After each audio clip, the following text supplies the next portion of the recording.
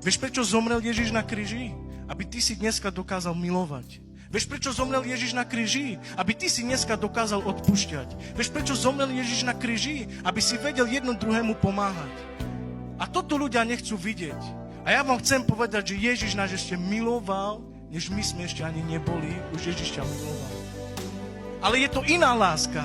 Lebo dneska človek miluje osobu, pokiaľ tá osoba je jemu dobrá. Ale Ježiš už miloval bez toho, aby myslel na to, budú ma aj oni milovať. On na to nepozeral.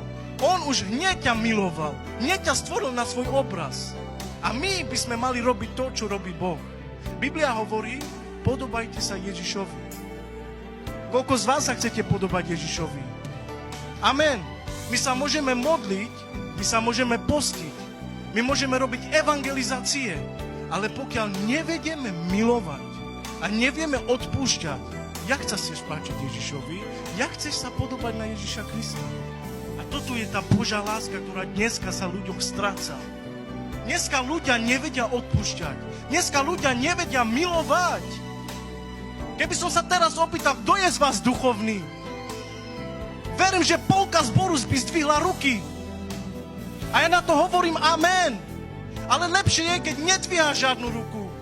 Nemusí človek o tebe vidieť, že si duchovný. Ty nemusíš tu mávať, halo, ja som duchovný. Nie, nechaj si to pre seba. Nebo keď príde tlak na tvoj život, vtedy sa ukáže, aký si duchovný.